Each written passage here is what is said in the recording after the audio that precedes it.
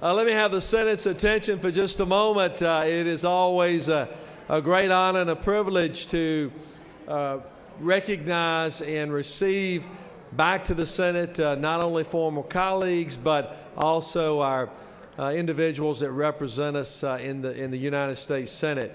And today, to have United States Senator Johnny Isakson present is a really honor. He is a man that served this body with great distinction and is now in a role that is serving with a phenomenal distinction at the federal level. Please join me in giving a warm Senate welcome to a colleague of ours, Senator Johnny Isakson. Thank you. Thank you. Thank you.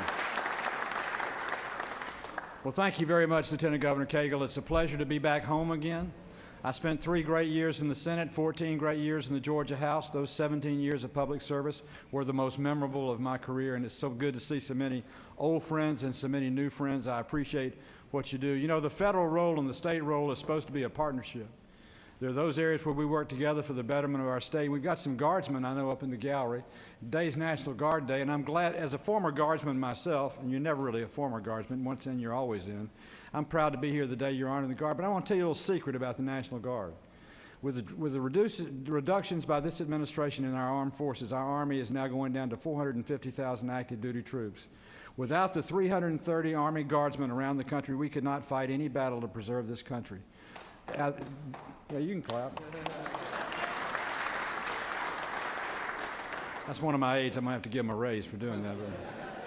But you know, the battles are tough and the battles are intense. Every single Georgia Guardsman in the last 13 years has been deployed at least once to either Afghanistan or Iraq, and many of them many times. They do a fantastic job for our country. We salute you in your service to the country.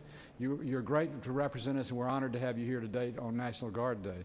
The second biggest place we're partners is our state infrastructure. And there's no bigger investment that we have in Georgia than the Port of Savannah.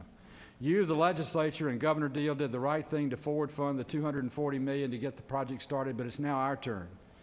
President Obama put a placeholder in his recommended budget. I'm meeting next week with the Corps of Engineers. We're going to work to see to it the $80 to $100 million we need for the next 4 years. Every year is in there. So the federal commitment of $400 million is as solid as the state commitment of $200 million. And in 2019, the Panamax ships of the 21st century will sail through the Savannah port at a depth of 47 feet and will tremendously increase the throughput of our port. With what you've done on the inland ports, we have a tremendous capacity to expand Georgia's role even greater in sea travel and in trade.